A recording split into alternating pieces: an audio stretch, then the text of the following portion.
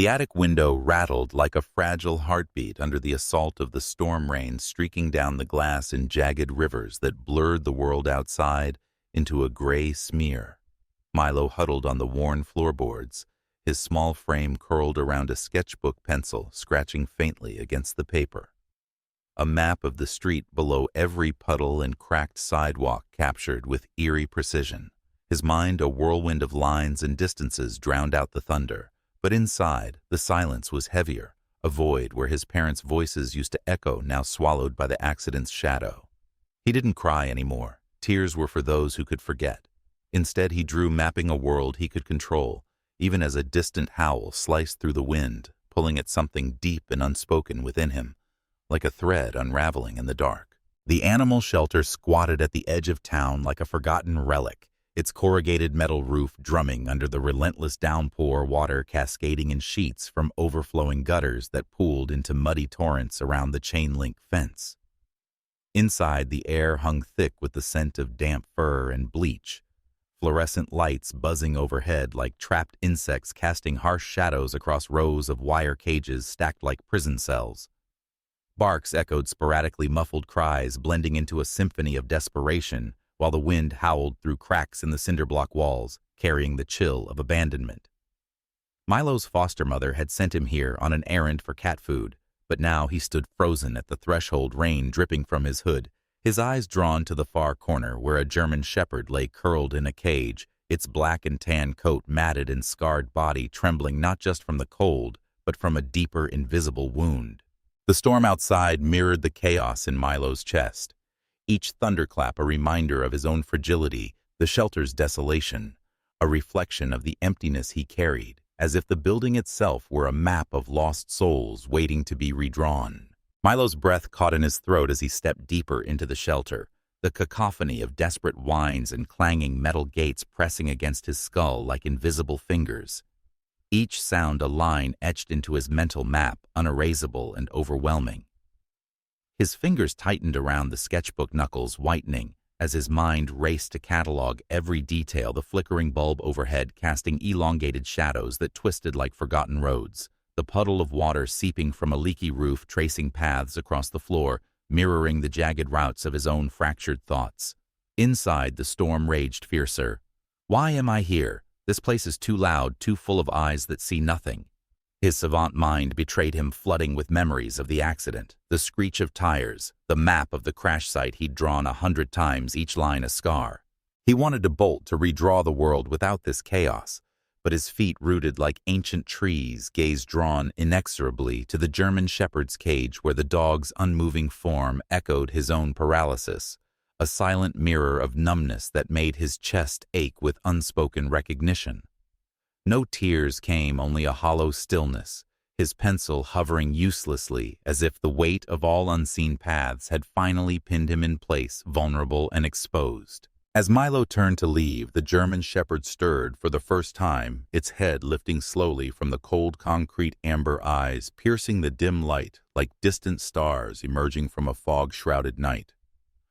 Those eyes held no plea, only a weary vigilance. A gaze that seemed to trace the invisible lines connecting their shared solitude, as if the dog had been waiting, mapping Milo's approach long before he arrived. The shelter worker, a tired woman with rain-slicked hair, muttered from behind the counter, "That one's got until tomorrow euthanasia list," her words hanging like a shadowed path on Milo's mental canvas. He paused at the door, pencil still clutched a faint tremor in his hand, as the dog's gaze lingered, a silent whisper, promising that this encounter was no accident, but the first stroke in a map yet to unfold. The memories came unbidden like faded lines on an old map resurfacing under a fresh rain, pulling Milo back to the sunlit kitchen, where his mother's laughter had once danced like sunlight on water. 2 years ago, before the screech of metal and the final shattering silence, life had been a vibrant atlas, his father spreading out road maps on the table, challenging Milo to trace routes with his tiny fingers, marveling at how the boy, even at 8, could redraw entire cities from memory, every alley and lamppost etched with impossible accuracy. "You're our little cartographer," his mother would say, her voice warm as cinnamon, ruffling his hair while he sketched his savant mind, a gift, that bound them closer, turning family outings into adventures where Milo's maps led the way, picnics in hidden parks, detours to forgotten streams where the water whispered secrets. But then the accident, a rainy night. Much like this one, the car skidding off a curve Milo had mapped 100 times in his head, the world crumpling into darkness. Now, in the dim attic of his foster home, those memories haunted him, his internal voice a whisper. Why couldn't I map a way around it? Why did the lines break? His savant syndrome, once a bridge to joy, now amplified the isolation. Every detail of the world assaulting him like shards of glass, making touch and talk unbearable, leaving him adrift in a sea of unspoken grief. His maps no longer guides, but desperate anchors to a life erased hollow and searching for a path back to wholeness. Each day blurred into the next, like smudged ink on parchment. Milo rising before dawn to trace the cracks in the foster home's ceiling, his mind already mapping the route to school, a monotonous path of peeling paint walls and creaking stairs that echoed his inner void. He avoided the kitchen table, where his foster parents tried to coax words from him, their voices muffled waves crashing against his silence. Instead, he slipped out with his sketchbook, speaking only through lines and symbols that no one else could decipher. At school, he sat in the back aisles, down the chatter of classmates, a distant storm he navigated by drawing invisible grids on his desk, his internal monologue a quiet plea. If I map it all, maybe the world won't slip away again. Ms. Thompson, the school therapist, with her soft eyes and notebook full of unanswered questions, watched him during sessions in her cluttered office, the scent of old books and rain-damp windows thickening the air, as she noted his detachment, her concern a shadow he couldn't erase.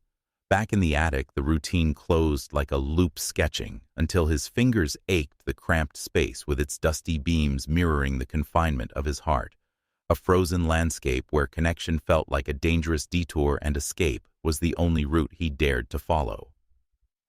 In the shadowed corners of memory, Atlas's world had once been a labyrinth of commands and chains, his lithe German shepherd frame honed for purpose in a hidden training yard far from the town's misty trails, where the air reeked of wet earth and gunpowder. His former owner, a whistleblower entangled in corporate shadows exposing illegal dumps that poisoned rivers and buried secrets, had trained him not just to fetch or guard, but to search and recover his keen nose, mapping invisible trails of scent through dense forests and abandoned lots.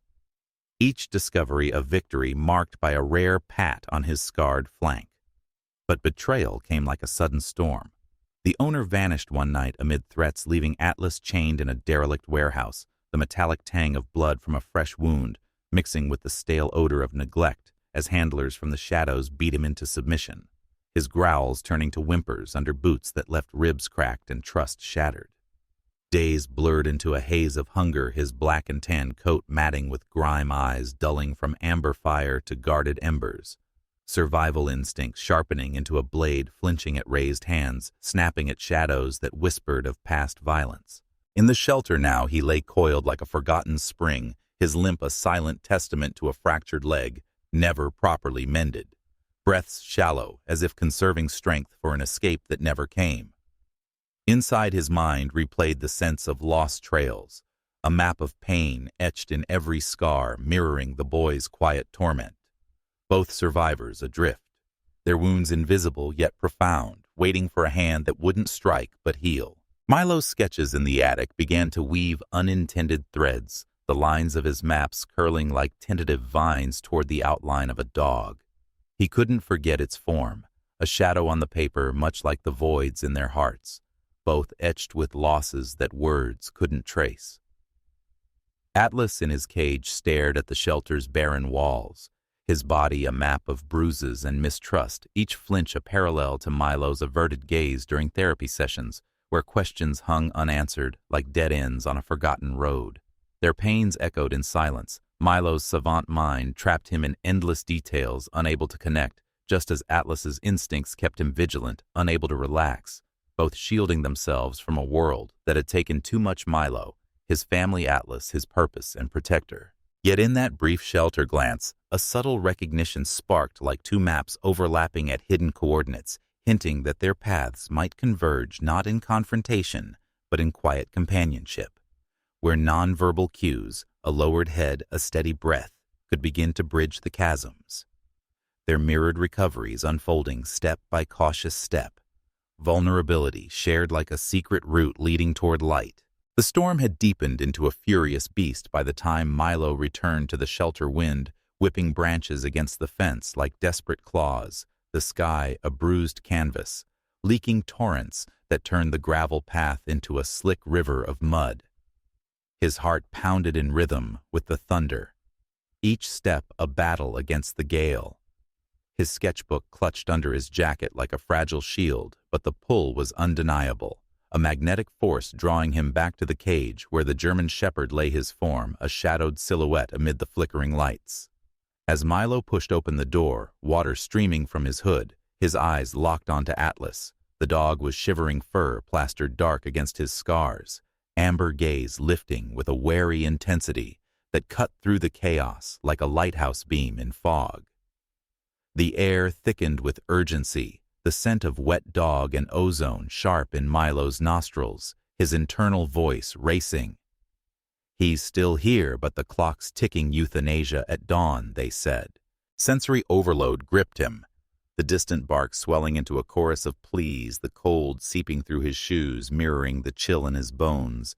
Yet Atlas's stillness amid the storm evoked a visceral shock, his scarred body a map of endurance that echoed Milo's own hidden fractures, the moment suspended in electric tension, as if fate itself held its breath. Milo stood frozen before the cage, rain dripping from his sleeves onto the concrete, his mind a battlefield where logic clashed with an emerging tide of compassion, each thought a jagged line on his internal map. You can't take him, foster parents won't allow it. And what if he leaves too? Like they did. The shelter worker hovered nearby, clipboard in hand, her voice cutting through the din like a misplaced landmark. Kid, he's got no time left. Better not get attached. But Milo's gaze remained on Atlas, the dog's ears twitching subtly, a faint whine escaping like a hidden path revealed. Fear coiled in Milo's chest, memories of loss flashing, his parents' empty chairs, the maps he'd drawn to fill the void, making attachment feel like a precipice. Yet Atlas's eyes held a mirror to his solitude, scarred and unyielding, stirring a reluctant empathy that whispered, "He's like me, lost in the details."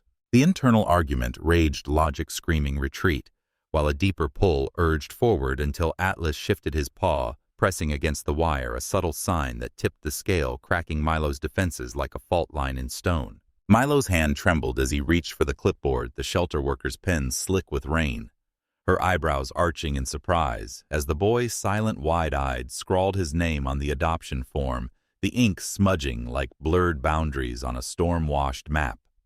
The wind howled outside, rattling the door like an impatient spectator, while inside the fluorescent hum mixed with Atlas's low whine, the dog's body tensing as Milo approached the cage, key in hand, his heart a thunderclap echoing the chaos. What am I doing? This line can't be erased. His mind raced, fingers fumbling the latch, the metal clanging open with a finality that sent a shiver down his spine. Atlas hesitated, ears pinned back, his scarred frame silhouetted against the dim light, a limp evident as he took one cautious step forward, then another, the concrete scraping under his paws like a reluctant confession. The worker muttered, "You're sure, kid, he's a handful." But Milo nodded, impulsive resolve hardening the mess of it all, rain-soaked clothes, shaking limbs. The dog's wary glance sealing the commitment, an irreversible stroke redrawing their isolated paths into one tangled route. The journey back to the foster home unfolded like a hesitant sketch, rain lashing the windshield as Milo clutched the steering wheel, his foster mother driving eyes flicking to the rear view, where Atlas huddled in the back seat, a blanket tossed over him like a makeshift shroud against the world.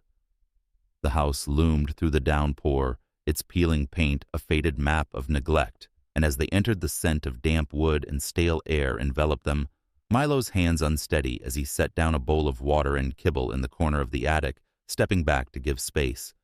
Atlas circled warily, his limp casting uneven shadows on the floorboards, eyes darting like sentinels scanning for threats, but he didn't bolt.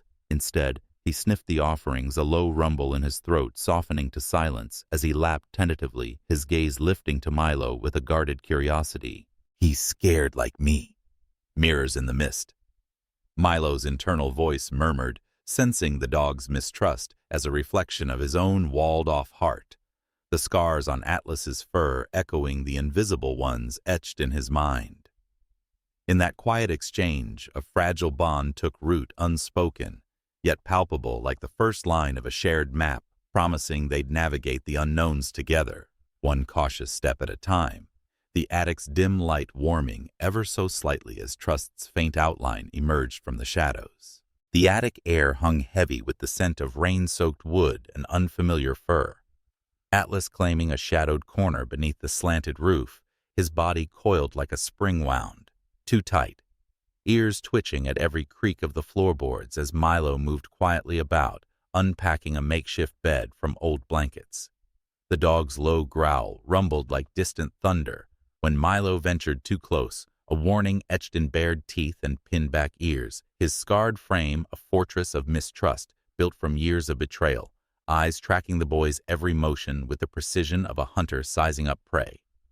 Milo respected the invisible barrier settling on his own pallet across the room, his sketchbook open, but pencil idle, internal thoughts swirling. He's like a map with hidden traps, step wrong, and it all collapses. The space between them stretched like an uncharted expanse. Mutual silence, a fragile truce, neither daring to bridge the gap, as night deepened the attic's dim lamp, casting long shadows that danced like wary sentinels. Days blurred in this guarded dance, Milo leaving food bowls untouched, at first Atlas watching from afar, his limp evident in rare shifts of position, their bond a tentative outline waiting for the first crack in the armor to reveal the path forward.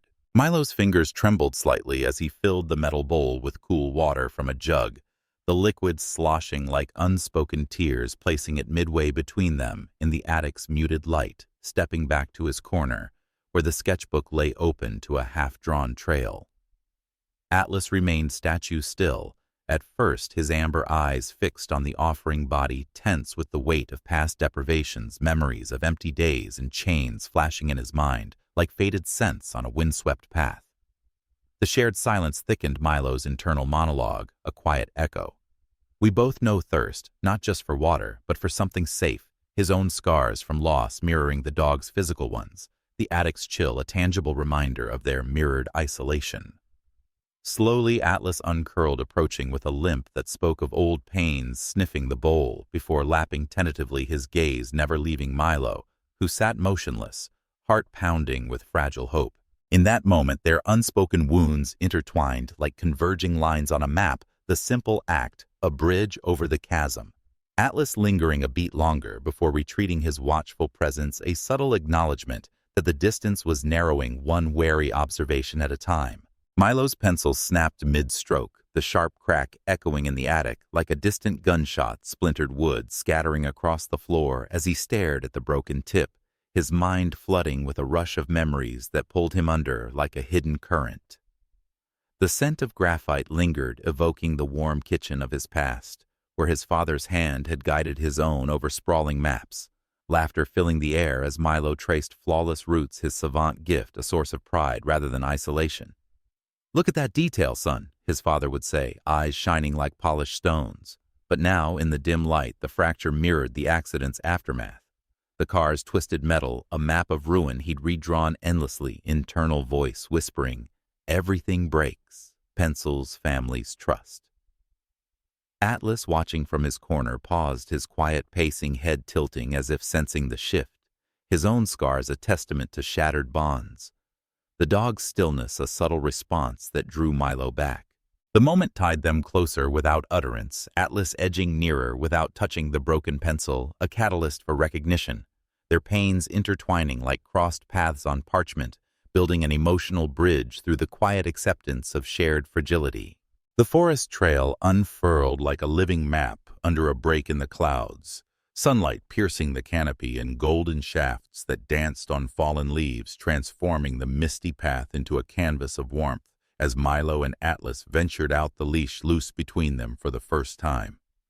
Atlas's nose twitched at a swirling leaf caught in the breeze, his body tensing playfully before he lunged with a sudden burst pause, kicking up earth, a low, joyful bark escaping like a long-suppressed melody. Milo's lips curved involuntarily, a rare laugh bubbling up from his chest, raw and unpracticed, echoing through the trees like a forgotten echo. He's happy, like I used to be on those family hikes. The dog circled back, tail wagging tentatively, dropping the leaf at Milo's feet with a gentle nudge, eyes sparkling with an invitation that cracked the boy's guarded heart. Milo knelt, tossing a stick lightly, watching Atlas bound after it with surprising grace despite his limp, the space between them filling with lightness. The attic's chill forgotten as warmth seeped in this first spark of joy. A flickering light on their shared map, easing tensions like sun-melting frost, hinting at the healing play could bring. The attic's silence deepened as night cloaked the foster home. Moonlight filtering through the cracked window like silver threads weaving through the dust, casting ethereal patterns on the floor where Milo lay awake, his sketchbook abandoned beside him, mind tracing invisible trails of doubt and budding hope. Atlas, who had spent the evening in his shadowed corner, stirred unexpectedly, his paws patting softly across the creaking boards, each step a hesitant exploration, his limp less pronounced in the dim glow as if the darkness softened his scars. Milo's breath-hitched internal voice a whirlwind. He's coming closer. Why now? Is this real or another line that'll vanish? The dog's approach was deliberate, amber eyes locking onto Milo's with a vulnerability that mirrored the boy's own. No growl this time, only a quiet exhale as Atlas lowered his head. Pressing his warm flank against Milo's side, the contact electric fur coarse yet comforting like a long-forgotten embrace. Tears welled unbidden in Milo's eyes, his hand hovering before gently resting on Atlas's back, the dog tensing briefly, then melting into the touch of full surrender that shattered the remaining walls. Atlas's body relaxing completely, tail giving a single tentative wag, while Milo's sobs broke the quiet, raw emotion flooding out in waves. In that profound moment, the bond crystallized, two wounded souls leaning into each other. Atlas's initiation, a silent declaration of trust, his warmth banishing the attic's chill, paving the way for healing, as Milo whispered his first words in months. "Good boy." The phrase a promise etched in the air like the final stroke on a map of home. The misty forest trails, once a sanctuary for Milo and Atlas's budding walks, began to hum with an undercurrent of unease, the fog curling like ghostly fingers around ancient trees, damp leaves muffling their footsteps as they ventured deeper into the town's outskirts. Atlas, usually playful with a bounding gait that belied his limp, grew rigid mid-stride, ears perking forward, body freezing into a statue of alert tension, his low growl rumbling like an approaching storm directed at shadows that danced unnaturally in the haze. Milo's hand tightened on the leash, internal monologue spiking with concern. What's he sensing? The map in my head shows nothing here but his eyes. See further. The dog's posture shifted, hackles raised, tail stiff, a primal instinct surfacing from his search and rescue past, sniffing the air with urgent intensity, barking sharply at a rustle that Milo dismissed as wind. Yet the insistence echoed old traumas, subtle tension building like cracks in a facade. As they pressed on, Atlas's stillness persisted, a foreshadowing whisper of threats from buried secrets, the environment shifting from peaceful to charged. Milo's sketches later that night, incorporating these anomalies, odd symbols in the fog, hinting that the past was stirring, ready to resurface. The trail's fog thickened like a shroud over unspoken graves, the air humming with an electric charge as a figure emerged from the mist, a tall stranger in a weathered coat face, half hidden by shadow, approaching with steps that crunched leaves like breaking bones. Atlas's body transformed in an instant, muscles coiling into a shield of fury, lips curling back to reveal gleaming fangs as a guttural growl erupted from deep within, protective aggression, surging like a dam bursting after years of restraint. Milo's heart slammed against his ribs, panic flooding his veins like icy rivers, his mind flashing to the crash's chaos. The screech of tires, the metallic tang of fear as the stranger raised a hand, not in threat, but recognition, murmuring, "Easy boy, it's me."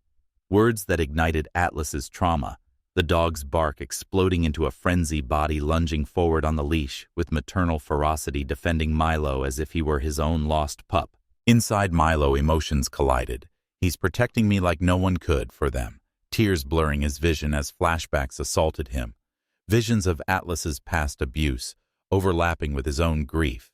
The stranger's presence a trigger revealing the dog's history of violence, chains, and shouts echoing in both their minds. The confrontation peaked in a whirlwind of shouts, Milo's rare voice cracking in plea, "Stop!" as Atlas strained hackles, a ridge of defiance, their shared fear manifesting in raw, unfiltered outbursts, the forest bearing witness to wounds, reopening maternal instincts clashing with terror, until the stranger backed away, leaving them trembling in the aftermath, bonds tested but unbroken. The abandoned industrial site loomed at the edge of town like a skeletal relic of forgotten sins, rusted silos casting long shadows under the fading dusk, the air thick with the acrid scent of decay and hidden chemicals seeping from cracked barrels, illegal dumps that Milo's maps had begun to unveil lines converging on this forsaken ground, like veins to a poisoned heart. Atlas led the way, nose to the ground, his search and rescue instincts reigniting as they approached, but tension crackled when the stranger reappeared, no longer a phantom, but a tangible threat stepping from behind a crumbling wall with eyes that gleamed with desperate recognition. "Atlas, you remember me, don't you? Your old handler sent me." The dog's reaction was primal, a snarl ripping through the silence like thunder. Body positioning between Milo and the man, hackles raised in a ridge of fury as flashbacks assaulted Atlas, chains rattling in dim warehouses, the whistleblower owner's hurried whispers before vanishing beatings that left scars now itching under fur. Milo froze, his savant mind piecing it together, internal monologue racing. The industrial site's echoes faded into the encroaching night, the rusted silos standing sentinel like weary guardians as Milo and Atlas retreated through the fog-shrouded underbrush, the boy's legs heavy with adrenaline's aftermath, his sketchbook clutched like a lifeline against his chest. The stranger's revelations hung in the air like lingering smoke, the whistleblower's shadow retreating for now, but the confrontation's raw edge still pulsed in their veins. Atlas's fur bristling with residual tension, his limp more pronounced from the strain. They reached the foster home's attic as darkness fully claimed the sky, the stairs creaking under their weight like a sigh of relief, the familiar scent of dust and old wood enveloping them like a fragile cocoon. The attic lamp flickered like a hesitant flame in the pre-dawn hush, casting wavering shadows across Milo's latest sketch, a hyper-detailed map of the industrial site's fringes lines converging on a nondescript patch of earth marked with an X, the buried time capsule, a relic from a forgotten missing persons case, its secrets whispering through the boy's savant precision like veins of ore in stone. Atlas paced the room's perimeter, his usual playful demeanor eclipsed by restless energy, ears swiveling at every creak of the house, settling nostrils flaring as if scenting phantoms on the wind drifting through the cracked window. Milo's pencil hovered, internal monologue building like storm clouds. The map shows it clear evidence tied to the dumps to Atlas's old owner. But why does it feel like a trap waiting to spring, subtle signs accumulated like gathering dusk? A distant car engine rumbling unnaturally long outside Atlas's low whine, piercing the quiet, his body language a tapestry of watchfulness, tail-low eyes darting to the door as if anticipating an intruder. The forest surrounding the industrial site pulsed with menace, fog weaving through gnarled branches like ghostly threads, the air sharp with the metallic tang of rust and chemical decay, as Milo and Atlas ventured toward the marked spot on Milo's map, the X, a heartbeat pulsing beneath the earth.